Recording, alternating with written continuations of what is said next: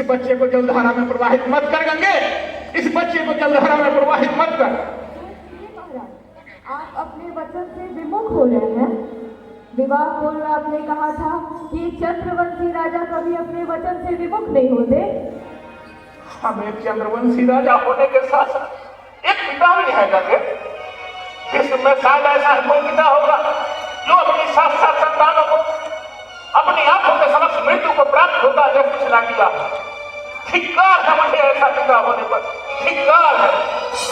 मैंने तो पहले ही कहा था महाराज, विवाह पश्चात मैं अपनी स्वेच्छा से जो कुछ भी करूंगी आप उसमें कभी कोई रोक टोक नहीं करेंगे, तो फिर ये सब क्यों आ रहे हैं? क्यों?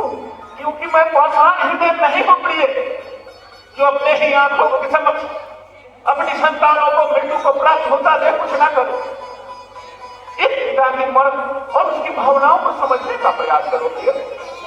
भला तुम एक मां होकर भी अपने ही हाथों से अपने बच्चों की मृत्यु हत्या जैसे पाप कैसे कर सकती?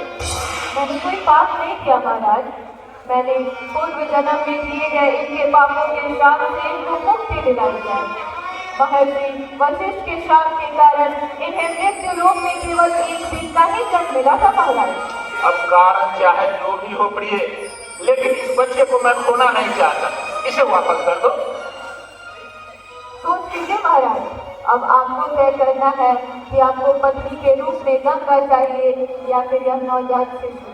मुझे धर्म संकट में ना डालो गंगे, मुझे धर्म संकट में ना डालो, मुझे सड़कों के पास से मुक्त कर दो गंगे।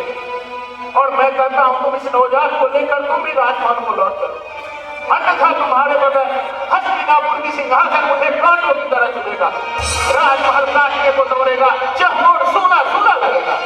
परंतु शर्त के अनुसार आपको एक ही मिलेगा महाराज, या तो पत्नी या पुत्र। मुझे पुत्र सुख से वंचित ना कर गंगे, मुझे पुत्र सुख से वंचित ना कर।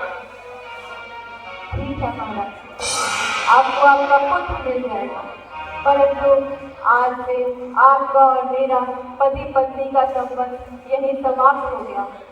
मैं इस नवजात शिशु को अपने साथ लेकर जा रही हूँ महाराज। इसका पालन पोषण कर, इसकी शिक्षा दीक्षा पूरी करवा कर इसे आपको सौंप दूंगी। मैं जा रही हूँ। मुझे अकेला छोड़कर इस तरह से मत जा गंगे।